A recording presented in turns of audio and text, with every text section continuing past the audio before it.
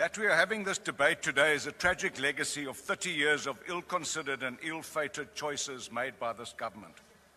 Churchill said about Britain's decision to sign the Munich Agreement in 1938, and I quote, "You've been given the choice between war and dishonor. You have chosen dishonor, now you will have war," close quote.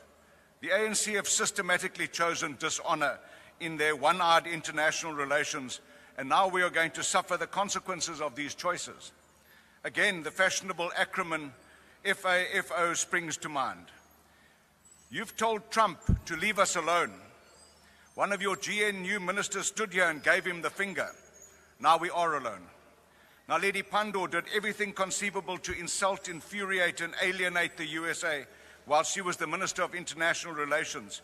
Yet she was the first to encourage the government to send envoys as quickly as possible to try and salvage our relationship with the USA. Amazing. Nomvula Mokanyana infamously said, "When the rand falls, we'll pick it up." When are you going to pick up the rand? The president said, "I'd rather be seen as a weak president than split the ANC." Well done, you've achieved both. But look what your philosophy of putting the party first and the country second has bequeathed us. You will blame AfriForum and Solidariteit for Trump's punitive executive orders and possible repeal of AGOA. This scapegoating, though convenient, doesn't hold any water. Incidentally, who the hell do AfriForum, Solidariteit and the DA think they are anyway? Who granted them SA envoy status to go cap in hand to canvass for the protection of minority rights in the USA? Something that never existed for majorities before 1996. These protections in our Constitution and Bill of Rights far exceed the protections of minorities in the USA. A former leader of the opposition wrote this weekend that AfriForum has been peddling years-long racially divisive disinformation campaigns. Where are the real SA envoys?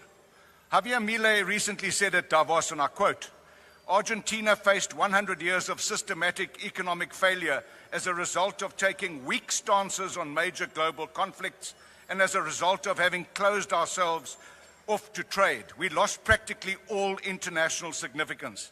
Argentina has been infected by socialism for too long, and that it would once again embrace the ideals of freedom, defense of life, liberty, and private property," close quote.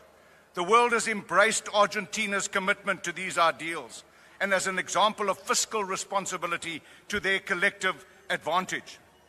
Yet, you have chosen the exact opposite and wonder why we are facing global isolation, distrust, and unprecedented poverty. Milei also said, and I quote, "The only thing that socialism produces is poverty," close quote. Yet we steadfastly adhere to this failed philosophy.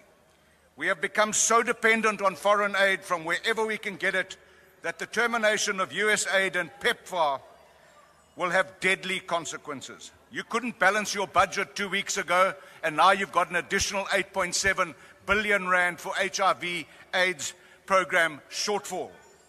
Have your newfound international friends and the US enemies Iran that you were posing with this week and our BRICS partners offered any assistance? No, I thought not.